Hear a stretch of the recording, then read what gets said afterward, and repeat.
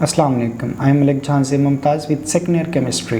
Dear students, हम लोगों ने जो पिछला लेक्चर था हाइब्रिडाइजेशन के हवाले से उसको बहुत ही डिटेल और एनिमेटेड व्यू में देखा था कि किस तरह से कार्बन 4 बॉन्ड बनाता है और उसमें कैसे हाइब्रिडाइजेशन होती है, और मीथेन का स्ट्रक्चर हम लोगों ने देखा था। उसके बाद हम लोगों ने इथेन का स्ट्रक्चर देखा था और फिर हम लोगों ने इथाइन का स्ट्रक्चर देखा था कि किस तरह से वो कार्बन का जो है वो बॉन्ड बनाती हैं। तो मैंने आप लोगों को उस लेक्चर में ये बात बताई थी कि हम लोग हाइब्रिडाइजेशन के ट्रिक के हवाले से बात करेंगे। तो आज का जो हमारा लेक्चर है वो है ट्रिक फॉर हाइब्रिडाइजेशन के किसी भी सेंट्रल एटम में हम कैसे ये फाइंड आउट कर सकते हैं कि उसके अंदर कौन सी हाइब्रिडाइजेशन हुई है। तो स्टार्ट लेते हैं हाइब्रिडाइजेशन को फाइंड आउट करने का तरीका। तो सबसे पहले देखते हैं फार्मूला टू कैलकुलेट हाइब्रिडाइजेशन। ये होता है फॉर सेंट्रल एटम। ये बात याद रखिएगा डियर स्टूडेंट्स के हमारे पास जो एक मॉलिक्यूल होता है उस पूरे मॉलिक्यूल में हाइब्रिडाइजेशन नहीं होती है। हमारे पास जो मॉलिक्यूल के अंदर एक सेंट्रल एटम होता है उसमें हाइब्रिडाइजेशन होती है। सेंट्रल एटम वो जिसके साथ बाकी दूसरे एटम अटैच होते हैं। तो फार्मूला देख लेते हैं कि उस सेंट्रल एटम में आप कैसे हाइब्रिडाइजेशन को कैलकुलेट कर सकते हैं। सो देखिएगा, hybridisation is equal to number of atom attached to central atom. आपने ये देखना है कि सेंट्रल एटम के साथ कितने एटम अटैच हैं plus lone pair on central atom, और आपने ये देखना है कि उस सेंट्रल एटम के ऊपर लॉन पेयर कितने हैं, और उसके लिए आपको उसका वैलेंस शेल चेक करना पड़ेगा। आपको बहुत ही आसानी से समझ में आ जाएगा कि उसमें कितने लॉन पेयर हैं। ये एक सिंपल सा फार्मूला है। इसमें हमारे पास डिजिट आएगा 2, 3, 4, 5, 6 या 7 एज ए आंसर। तो अगर आपका आंसर 2 आता है तो उसका मतलब होगा कि उसमें हाइब्रिडाइजेशन कौन सी हुई है, sp। और अगर आपका आंसर 3 आता है तो उसमें sp2। आंसर 4 आता है तो sp3। अगर आंसर 5 आता है तो sp3d। और अगर आंसर 6 आता है तो sp3d2। और अगर आंसर 7 आता है तो sp3d3 हाइब्रिडाइजेशन हुई है। मैं जानता हूं आपने सिर्फ पहली 3 हाइब्रिडाइजेशन पढ़ी हैं, लेकिन बाकी हाइब्रिडाइजेशंस भी होती हैं जिसमें d ऑर्बिटल वो इन्वॉल्व कर लेता है और वो हम हायर क्लासेस के अंदर पढ़ते हैं। लेकिन यहाँ पर भी आपको ये समझना बहुत ज़्यादा ज़रूरी है कि ये हाइब्रिडाइजेशंस भी होती हैं। तो स्टार्ट लेते हैं हम एग्जाम्पल्स के साथ और डिटेल इस चीज़ को चेक करेंगे कि किस तरह से आप हाइब्रिडाइजेशन को फाइंड आउट कर सकते हैं। और विद इन 1 मिनट, आप 1 मिनट से भी कम टाइम के अंदर किसी भी एटम के हाइब्रिडाइजेशन को फाइंड आउट कर लेंगे। तो स्टार्ट लेते हैं सबसे पहले मीथेन का, CH4। आप देखिएगा इसके साथ कितने एटम अटैच हैं, 4। तो number of attached atom is equal to 4।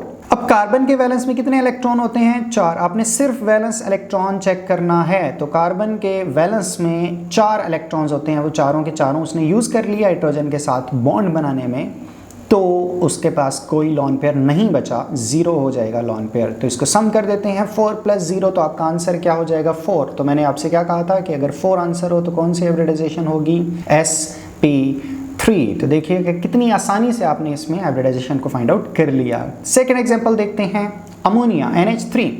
तो डियर स्टूडेंट्स कितने एटम अटैच हैं इसके साथ, 3। तो number of atom attached is equal to 3। Lone pair कितने हैं, अमोनिया के पास वैलेंस में 5 इलेक्ट्रॉन होते हैं, 3 उसने इस्तेमाल कर लिए हाइड्रोजन के साथ बॉन्ड बनाने में, तो पीछे उसके पास यकीनन 1 लॉन पेयर बच जाता है। तो 3 + 1 इसको सम करें तो हमारे पास आंसर आता है 4। तो 4 पे कौन सी हाइब्रिडाइजेशन होती है, sp3। तो अमोनिया के नाइट्रोजन में भी sp3 हाइब्रिडाइजेशन हुई है। सेकेंड एग्जाम्पल हम देख लेते हैं वाटर की। तो वाटर में ऑक्सीजन के साथ कितने एटम अटैच हैं, यहाँ पर 2। तो ऑक्सीजन हमारा सेंट्रल एटम है डियर स्टूडेंट्स, 2 एटम अटैच हैं। तो ऑक्सीजन पर लॉन पेयर कितने होते हैं, ऑक्सीजन के वैलेंस में 6 इलेक्ट्रॉन्स मौजूद होते हैं। 2 इलेक्ट्रॉन का इस्तेमाल करके उसने हाइड्रोजन को अटैच कर लिया, तो पीछे कितने रह गए, 4 इलेक्ट्रॉन, यानी कि 2 लॉन पेयर।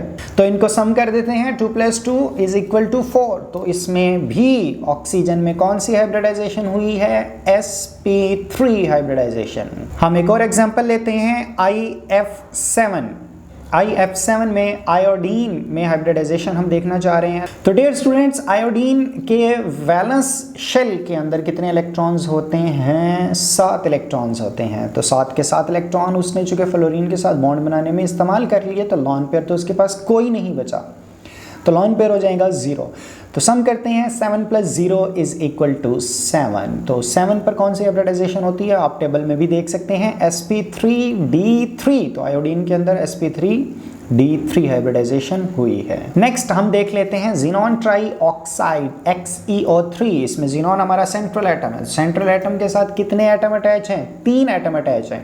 अब ज़ीनॉन आप जानते हैं बहुत अच्छे से कि ये 8A ग्रुप के अंदर है, यानी इसके बैलेंस में कितने इलेक्ट्रॉन होंगे? 8 इलेक्ट्रॉन होंगे। 8 इलेक्ट्रॉन्स में 3 ऑक्सीजन अटैच होंगी। अब एक ऑक्सीजन तो डबल बॉन्ड बनाती है, तो ऑब्वियसली ज़ीनॉन अगर एक ऑक्सीजन के साथ 2 इलेक्ट्रॉन्स का इस्तेमाल करेगा तो 3 ऑक्सीजन के साथ कितने इलेक्ट्रॉन का इस्तेमाल करेगा? 6 इलेक्ट्रॉन्स का। 6 इलेक्ट्रॉन्स इसने इस्तेमाल कर लिए ऑक्सीजन के साथ बॉन्ड बनाने में, तो पीछे लॉन पेयर रह गया 1। और सम कर लेते हैं, 3 + 1 = 4। आंसर 4 आने पर हमारे पास पता चल जाएगा कि इसमें हाइब्रिडाइजेशन है sp3। जी डियर स्टूडेंट्स, इस तरह ये फार्मूला आप किसी पर भी इंप्लीमेंट करके किसी भी सेंट्रल एटम के हाइब्रिडाइजेशन को फाइंड आउट कर लेते हैं। अब मैं ये फार्मूला इंप्लीमेंट करवाने जा रहा हूँ फॉर कैटायोनिक स्पीशीज के लिए। तो सबसे पहले इसमें एग्जांपल देखते हैं, अमोनियम आयन NH4+। जी डियर स्टूडेंट्स, इसमें अपने थोड़ा सा ध्यान रखना है number of lone pair calculate करने में। तो स्टार्ट लेते हैं। सबसे पहले नाइट्रोजन के अंदर हम ये चेक करना चाह रहे हैं कि इसमें कौन सी हाइब्रिडाइजेशन है। तो नंबर ऑफ अटैच्ड एटम इसके साथ कितने हैं? 4 नंबर ऑफ अटैच्ड एटम है इसमें लॉन पेयर। अब लॉन पेयर के लिए ध्यान से सुन लीजिएगा कि यहाँ पर नाइट्रोजन जो है इसके बैलेंस में कितने इलेक्ट्रॉन होते हैं? 5 इलेक्ट्रॉन्स होते हैं। आपने करना क्या है कि इस 5 में आपने देखना है कि कौन सा चार्ज है पॉजिटिव का। पॉजिटिव का चार्ज कब आता है? जब इलेक्ट्रॉन रिमूव हो जाता है। तो पॉजिटिव का मतलब है कि यहाँ से एक इलेक्ट्रॉन रिमूव हुआ है, तो 5 थे तो एक इलेक्ट्रॉन रिमूव कर दें तो पीछे कितने इलेक्ट्रॉन बच जाते हैं? 4 इलेक्ट्रॉन। और वो चारों के चारों इसने इस्तेमाल कर लिए हाइड्रोजन के साथ बॉन्ड बनाने में। तो नंबर ऑफ लॉन पेयर कोई नहीं रहा, तो आंसर आएगा यहाँ पर 0 नंबर ऑफ लॉन पेयर का। तो अब हम इसको सम कर लेते हैं। 4 + 0 = 4। अगेन इसके अंदर जो हाइब्रिडाइजेशन है वो कौन सी है? sp3।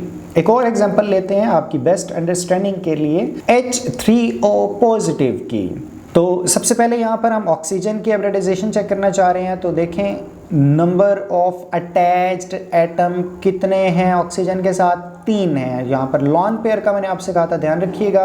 ऑक्सीजन के वैलेंस में कितने इलेक्ट्रॉन होते हैं? 6 इलेक्ट्रॉन्स होते हैं। तो ऑक्सीजन के वैलेंस में अगर 6 इलेक्ट्रॉन होते हैं तो प्लस का मतलब है कि एक इलेक्ट्रॉन रिमूव करवा दिया गया, तो पीछे इलेक्ट्रॉन्स रह गए 5 इलेक्ट्रॉन्स में से 3 इलेक्ट्रॉन्स इसने इस्तेमाल कर लिए ऑक्सीजन ने हाइड्रोजन के साथ बॉन्ड बनाने में। तो एक पीछे क्या रह गया? लॉन पेयर रह गया। तो एक लॉन पेयर हो गया।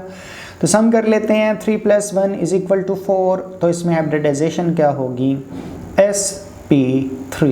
इसी तरह आप किसी भी कैटायोनिक स्पीशीज के हाइब्रिडाइजेशन को फाइंड आउट कर सकते हैं। बस ध्यान रखिएगा कि अगर प्लस चार्ज होगा तो आपने इलेक्ट्रॉन्स को रिमूव कर देना है। एक प्लस का चार्ज है तो एक इलेक्ट्रॉन रिमूव कर दीजिएगा। +2 का चार्ज होगा तो 2 इलेक्ट्रॉन्स रिमूव कर दीजिएगा, और उस हिसाब से आपने लॉन पेयर को कैलकुलेट कर लेना है। तो आपका आंसर बिल्कुल ठीक आएगा। अब हम देख लेते हैं फॉर एनाइन, यानी कि वो स्पीशीज जिनके ऊपर नेगेटिव चार्ज होता है, हम उसकी हाइब्रिडाइजेशन को कैसे कैलकुलेट कर सकते हैं। तो डियर स्टूडेंट्स, हमारे पास एग्जांपल है सल्फेट आयन की है। सो 4 - 2। तो यहाँ पर हमने सल्फर में हाइब्रिडाइजेशन को देखना है। तो सबसे पहले देखते हैं कि उसके साथ अटैच्ड एटम कितने हैं? 4 अटैच्ड एटम हैं। तो नंबर ऑफ लॉन पेयर को कैलकुलेट करते हैं। यहाँ पे आपने अगेन ध्यान रखना है कि जब नेगेटिव चार्ज होगा तो आपने उसके अंदर इलेक्ट्रॉन्स को ऐड कर देना है, क्योंकि नेगेटिव चार्ज तभी आता है जब उसमें इलेक्ट्रॉन्स को पिक कर लिया हो। तो सल्फर के पास नॉर्मली इसके वैलेंस के अंदर कितने इलेक्ट्रॉन्स होते हैं बेटा? 6 इलेक्ट्रॉन्स होते हैं। -2 का मतलब है इसने 2 इलेक्ट्रॉन्स को मजीद पिक किया है, तो टोटल इलेक्ट्रॉन्स इसके पास हो गए सल्फर के पास 8। अब उस 8 में से 4 ऑक्सीजन अटैच कर लिए। एक ऑक्सीजन कितने बॉन्ड बनाती है? 2 बॉन्ड बनाती है। तो 4 ऑक्सीजन ने कितने बॉन्ड बनाए होंगे? 8। तो इसका मतलब है कि सल्फर ने 8 के 8 इलेक्ट्रॉन्स का इस्तेमाल कर लिया। तो इसके पास लॉन पेयर कितने होंगे? कोई भी नहीं होगा, 0 हो जाएगा। इसका सम कर लीजिएगा, 4 + 0, आपके पास आंसर आएगा 4। और अगेन इसमें कौन सी हाइब्रिडाइजेशन है? sp3 hybridisation. तो प्लीज़ ध्यान दीजिएगा कि जब पॉजिटिव चार्ज हो तो आपने इलेक्ट्रॉन निकलवा देना है सेंट्रल एटम से, और अगर नेगेटिव चार्ज होगा तो आपने उसके अंदर इलेक्ट्रॉन को ऐड कर लेना है और उस तरह उसके लॉन पेयर को कैलकुलेट करना है। सिर्फ और सिर्फ लॉन पेयर को कैलकुलेट करने के लिए ध्यान रखिएगा, बाकी आपका कोई भी आंसर गलत नहीं होगा। तो उम्मीद करता हूँ कि आपको ये बहुत ही ईजी लगा होगा और आसानी से समझ आ गया होगा। सो नेक्स्ट इसी तरह के ट्रिक्स के लिए स्टे ट्यून्ड विद स्मार्ट तालीम। Thank you. खुदा हाफिज़।